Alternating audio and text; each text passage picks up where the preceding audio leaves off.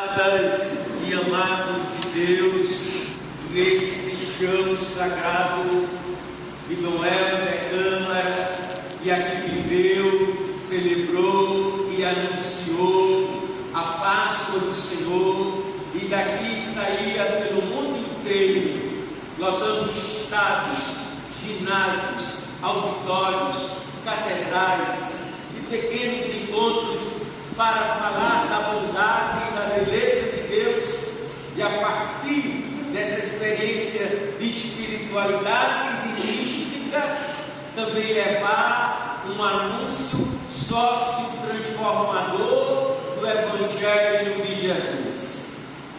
Por isso, foi reconhecido como herói da pátria.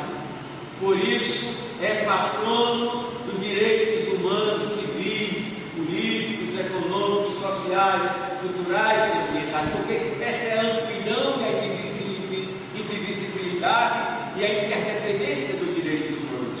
Não é somente os direitos civis, aquelas garantias fundamentais, mas são direitos, como eu falei, dessa amplidão, dessa interdependência e indivisibilidade. Nesta casa de Noel.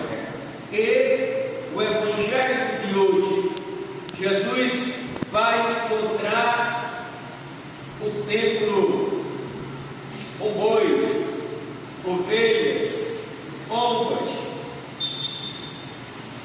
e me recordei do profeta Isaías, no capítulo 1, versículo 10.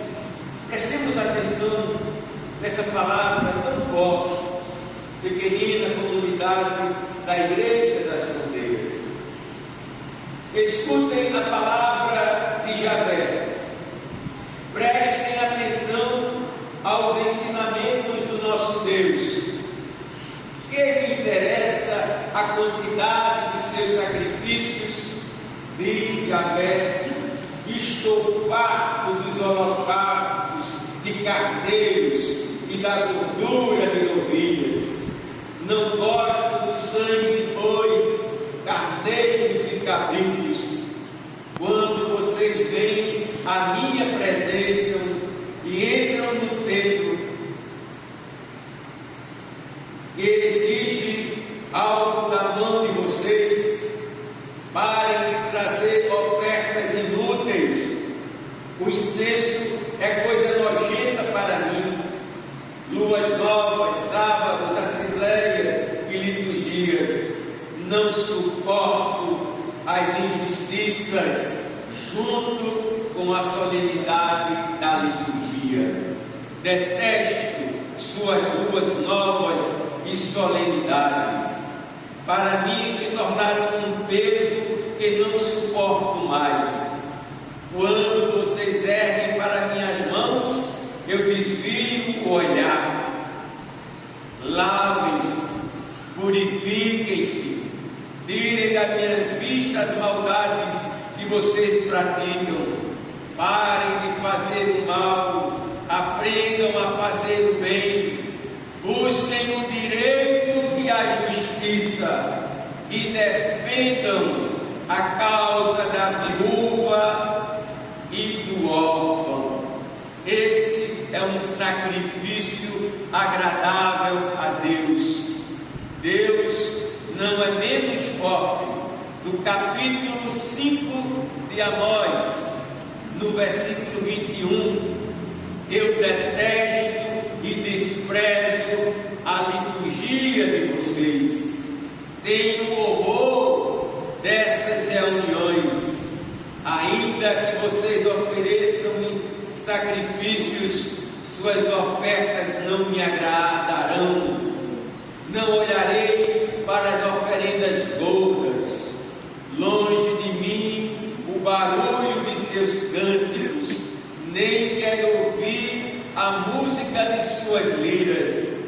Eu quero sim isto, ver brotar o direito como água e correr a justiça como um rio. Tanto em Amós como em Isaías, Deus coloca o sacrifício sacrifício não como uma devoção, uma piedade vazia, de um ritualismo, de um legalismo, repito, vazio, sem esse nosso compromisso com o pobre, o estrangeiro, o órfão e a viúva, com a justiça e o direito. Jesus, Ele que é a palavra, o verbo que se fez carne e habitou entre nós, conhecia profundamente essas palavras. E certamente, quando Ele viu tudo aquilo, veio, como naquela canção do Bituca, humilde nascimento. E quem é esta ira santa, essa saúde? Estão lembrados dessa música? Para Teodoro Vilela, no tempo da redemocratização. É sempre importante a gente não perder a memória, porque quando se perde a memória, se repete a história nefasta. E Jesus, então, quando vê venderem as ovelhas, as pombas e os bois, Ele, com essa ira santa, faz um chicote de cordas. Interessante é que nos sinóticos, Mateus, Marcos e Lucas, não tem esse chicote. E aliás, em João, Jesus vai 3 vezes a Jerusalém. Nos sinóticos é colocado isso na única ida dele, quando ele vai fazer a sua Páscoa, a morte e a ressurreição. Aqui é logo no início de João, no capítulo 2. E Jesus então vai dizer: tirem esses bois, tirem essas ovelhas. Ele sai expulsando do templo os vendilhões do templo. E há uma coisa particular nessa, que nós não podemos nos distrair e vamos. É que do boi e das ovelhas, Jesus ele sai interrogando. Mas quando se trata das pombas, Ele vai dizer com força: tirai isto daqui. Porque eram as ovelhas e os bois eram os ricos que ofereciam o sacrifício. As pombas e as olinhas eram os pobres. Ou seja, exploram os ricos e exploram os pobres. E quando ele vê a exploração dos pobres, nessa ira sagrada, divina, tirai isto daqui. Tirai isto daqui. Jesus era pobre. Jesus não era da classe média. Jesus não era burguês. Jesus não era nobre. Jesus não era da família real. Jesus era da periferia da Galileia.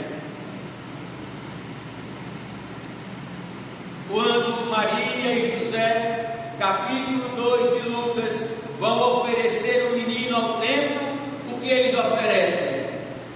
Não estou no templo budista, nem tudo. Ele oferece 2 pombas, 2 ovelhas, que são pobres, e estavam ali fazendo da casa do meu pai uma casa de comércios. O Papa São João Paulo II, quando no ano 2000 fez solenemente mais de 100 pedidos de perdão, um dos pedidos de perdão do jubileu do ano 2000 foi a venda das indulgências plenárias. Não façais da casa do meu pai uma casa de negócios. Como nós vemos em algumas expressões cristãs, esse risco de explorar,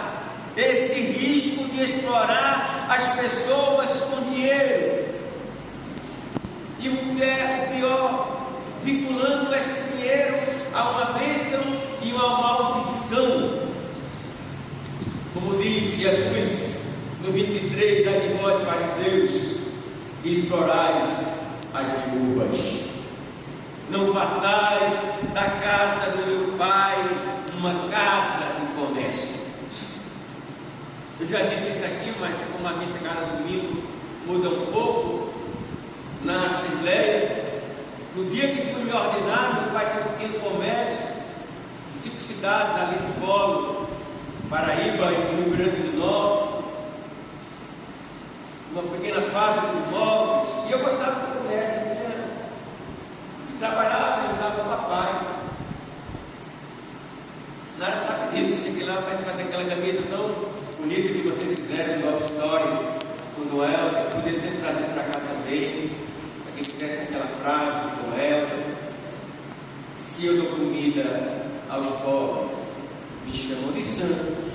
Se eu pergunto por que tem pobres, me chamam de comunista. Não é comunista, Noel. Noel era cristão e era por causa do Evangelho.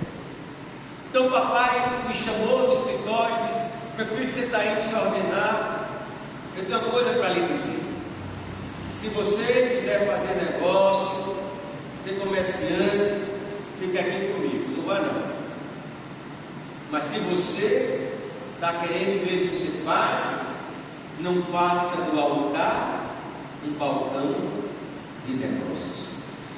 Eu vou morrer com essa frase do meu pai, cheia de autoridade. Amadas e amados de Deus, uma outra parte, são muitas, mas uma outra parte é que Jesus vai dizer que vai destruir o templo, mas em 3 dias vai reconstruir. Qual é o sinal, para usar uma linguagem joanina, dessas palavras de Jesus? Diz aqui João que ele se refere ao templo do seu corpo. Ele fala do mistério de sua morte e de sua ressurreição. Ele, Jesus, por nós e por todos e todas, e até pela criação que geme, esperando também a filiação divina, no mistério dele que morre e no 3º dia ressuscita. Ele agora é um novo templo. Jesus é o lugar do encontro de Deus com a humanidade e da humanidade com Deus. É agora no Espírito que por Cristo, com Cristo e em Cristo, nós bendizemos o Pai, e em Cristo no Espírito nos bendiz. E Jesus é este templo tão bonito e profetizado em Ezequiel. Ele vai dizer naqueles dias: o homem fez voltar a entrada do templo, e eis que saía água da sua parte subterrânea do templo, brotava do templo uma água na direção leste, porque o templo estava voltado para o oriente. A água corria do lado direito do templo ao sul do altar, e ele fez sair pela porta que dá para o norte, e fez dar uma volta por fora até a porta para dar para o leste, etc, etc. Estas águas correram para a região oriental, desceram para o vale de Jordão, desembocaram nas águas do mar, e elas se tornaram saudáveis. É que concluo esse nosso momento de partilha. Do templo nasce, brota, jorra uma fonte. Quem é o templo? Jesus acabou de dizer na Evangelho de hoje. O templo é Ele. Jesus é o templo. De Jesus brota esta água. Que água é essa? O Espírito Santo. Eu sou a fonte de água viva que jorra para a vida eterna. Capítulo 7 de João. Ou então com a samaritana que beber desta água, capítulo 4 de João. Vai nascer um rio de água. Pois bem, o Pai, o Espírito, através de Jesus, faz brotar essa água que sai do norte, para o sul, para o leste, para o oeste.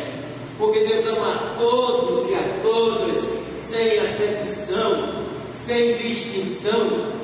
Deus não é homofóbico, Deus não é racista, Deus não tem intolerância religiosa, Deus não é preconceituoso, Deus não tem ódio. Deus, Ele ama a todos, decisivo da água que sai do templo para o norte, para o sul, para o leste, para o oeste.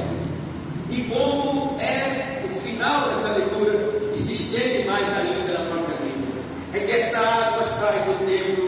passa pelo Rio Jordão. E aonde é que o Rio Jordão desemboca as suas águas? No Mar Morto. Aquela água chega viva no Jordão, no Mar Morto, e o mar continua morto. Essa água que sai do templo, que é Cristo, e do seu coração, lá no final de João, o Cristo crucificado, sangue e água, essa água que é do Cristo, que é a água do Espírito, que é do Pai e do Filho, faz uma transformação. O mar morto se transforma em mar vivo. Vai dizer na leitura que vai nascer a vegetação, que vão surgir os peixes, que assim, amadas e amados de Deus, o Pai, saindo essa nascente do coração do seu Filho Jesus, chegue com essa água no mais íntimo de nós. Quantas vezes estamos mortos? A depressão, e não é pecado, e não é falta de fé, é uma enfermidade. Um luto porque perdeu um namorado, uma namorada, um amigo. Um luto porque tem um casamento acabado, tem um desemprego. Uma dor que nós sentimos quando o nosso ente querido parte. Pois bem, neste momento, agora nessa liturgia, pela ação salvífica de Deus em Cristo e no Espírito, Ele está derramando em nós, está derramando em você esta água viva, para que nós passemos, ou melhor, para que nós deixemos de ser mar morto e nos tornemos mar vivos, porque nós morremos com Cristo e ressuscitamos